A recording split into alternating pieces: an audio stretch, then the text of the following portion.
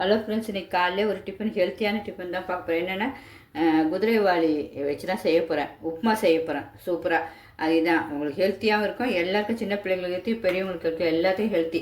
அதுக்கு என்னென்ன தேவைன்னு பார்த்துக்கலாமா? நீங்கள் ஒரு பெரிய வெங்காயம் போடனா போட்டுங்க. நான் சின்ன வெங்காயத்தை நல்லா பொடிசாக நீட்டாக அரிஞ்சிக்கணும். சின்ன வெங்காயம் ரொம்ப நல்லது, நோய் எதிர்ப்பு சக்தி, அதனால் சேர்த்துருக்கேன். காஞ்ச மிளகா ஒன்று, நீங்கள் பச்சை மிளகா சேர்த்துக்குங்க. நான் காஞ்ச மிளகாவை அப்படி பிச்சு விதை இல்லாமல் எடுத்து வச்சுருக்கேன்.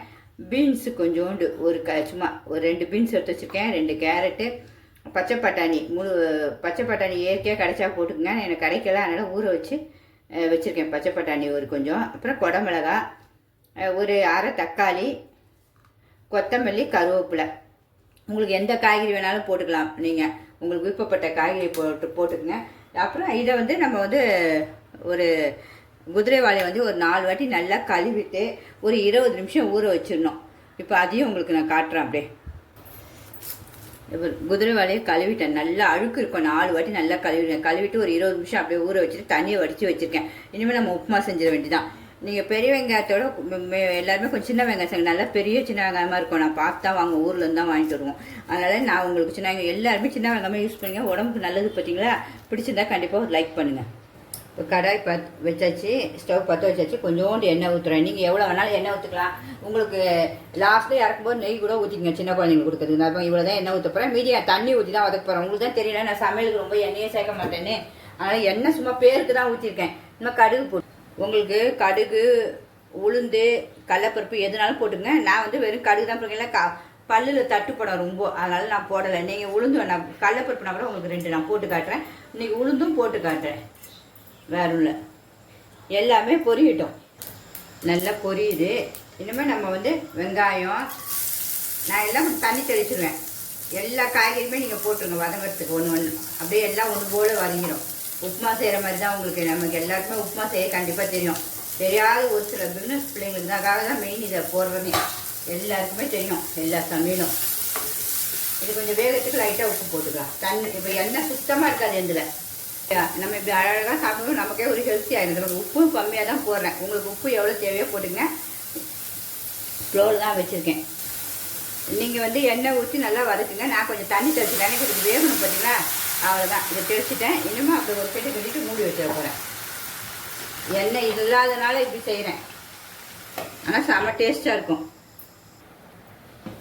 இது பாருங்க, இப்போ சுத்தமாக அந்த தண்ணி போயிடுச்சு, நல்லா வதங்கி போயிடுச்சு. நமக்கு வதங்கிடுச்சான்னு நீங்கள் பார்க்கலாம். அப்படியே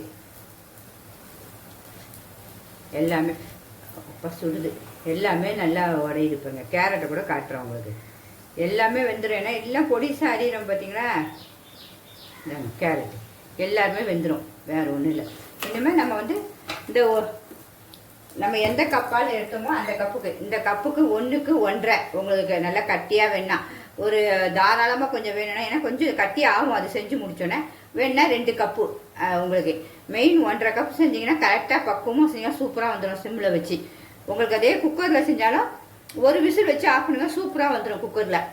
அவ்வளோதான். இப்போ நம்ம தண்ணி ஊற்றுறோம். இதுக்கு நம்ம 1.5, நம்ம இந்த கப்புக்கு தான் எடுத்துருக்கோம் குதிரைவாளி, அதிலே 1.5.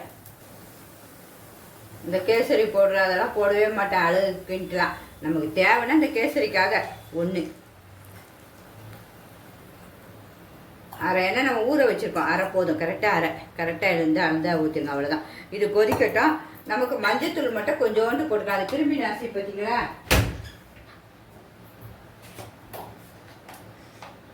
ஒரு பிஞ்சு தான், அது கூட கொதிக்கட்டும். கொதிக்கிட்டாலும் பார்ப்போம். அதை இப்போ தான் கொதிக்க போகுது. இதுக்கு கட்டி சட்னி, தேங்காய் சட்னி சூப்பராக இருக்கும்.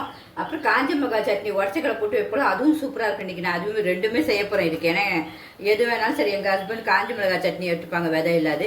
நான் பச்சை மிளகாய் சட்னி எடுத்துப்பேன். அதனால் சரி 2மே இன்றைக்கி உங்களுக்கு செஞ்சு காட்டுடலாம். வேறு ஒன்றும் இல்லை, எல்லாம் ஹெல்த்தியாக தான் செய்வோம். பார்த்து நமக்கு அவங்களுக்கும் நான் உடம்பு நல்லா இருக்கணும், எனக்கும் நல்லா இருக்கணும்ல. அதெல்லாம் சரி, அது அப்படியே யாராவது ஒருத்தர் பிஸ்னஸ் பிள்ளைங்களோ பெரியவங்களோ கண்டிப்பாக கற்றுக்கிட்டு தான் போகிறத. கொதிக்குது. இப்போ கொதிக்கும்போது நம்ம இதை போட்டுருவோம், சிம்லேயே வச்சுருவோம். நம்ம இது 20 நிமிஷம் நமக்கு ஊறிருக்கு.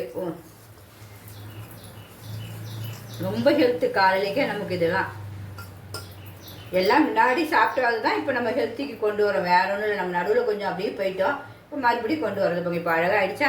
சப்போஸ் நான் பச்சை மிளகாய் போடலை, நீங்கள் பச்சை மிளகா போட்டு உங்களுக்கு இன்னும் டேஸ்ட்னா கொஞ்சோண்டு நீங்கள் மிளகாத்தூள் கூட போடலாம். எல்லாம் உங்கள் விருப்பம் தான். அந்த உப்புமா செய்கிற மாதிரி தான். உங்களுக்கு வேணா பூண்டு தட்டி போடலாம். நான் அதெல்லாம் தட்டி போடல, எனக்கு சிம்பிளாக அப்படியே செய்கிற மாதிரி உங்களுக்கு காட்டிட்டேன். இன்னும் வேக வச்சுருவோம். சிம்லேயே வேகட்டும், ரொம்ப ஹையில் வேண்டாம். அப்பப்போ மட்டும் இப்படி பார்த்து கொஞ்சம் கிண்டி விட்டுக்குங்க, வேறு ஒன்றும் இல்லை. இப்போ கிண்டி விடுவோமா? அப்புறம் இப்போயே சூப்பராக ஆகிட்டு பார்த்தீங்களா உப்புமா. நான் வந்து ஸ்லோலே தான் வச்சுருக்கேன், 20 நிமிஷம் ஆகும். உங்களுக்கு கொஞ்சம் ஸ்பீடாக வேணால் நீங்கள் வந்து 1க்கு 3 கூட தண்ணி ஊற்றுங்க.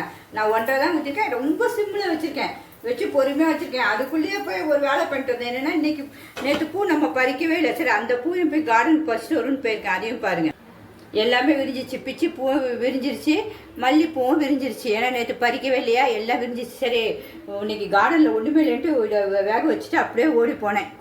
போய் பறிச்சுட்டு வந்தேன். நல்லா இருந்துச்சுன்னா கண்டிப்பாக ஒரு லைக் பண்ணுங்கள். இந்த சூப்பராக ரெடி ஆகிடுச்சு நம்ம குதிரைவாலி உப்புமா. உங்களுக்கு எல்லாத்துலேயுமே செய்யலாம், திணை விறகு எல்லாத்துலேயுமே இந்த உப்புமா செய்யலாம். அதுக்காக தான் சரி, உங்களுக்கு காலையில் ஹெல்த்தி வேறு நமக்கு பார்த்தீங்கன்னா, நான் டயட் சாப்பாடு வேறு, அதனால சரி இதை கண்டிப்பாக போட்டுணும். எப்படி இருக்குது பாருங்கள், பார்க்க சூப்பராக இருக்கா? டேஸ்ட்டே நான் பார்க்குறேன், இருங்க.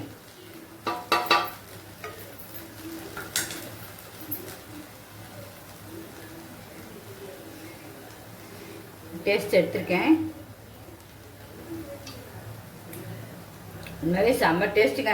இந்த ரவையெல்லாம் உடச்சி போட்டு செஞ்சால் எப்படி டேஸ்ட் வரும், அது அந்த உப்புமா டேஸ்ட்டு எல்லாமே ட்ரை பண்ணுங்க. கண்டிப்பாக பிடிச்சிருந்தா சிம்பா நியூ ஜெட் சேனலுக்கு சப்ஸ்கிரைப் பண்ணுங்க. Bye friends.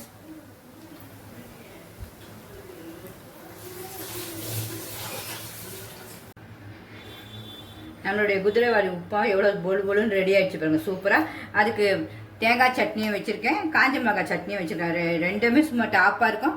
எல்லாருமே இது மாதிரி ஹெல்த்தியாக செஞ்சு பாருங்கள், செஞ்சு சாப்பிடுங்க. ஓகே ஃப்ரெண்ட்ஸ், பாய். சாப்பிட போகிறேன்.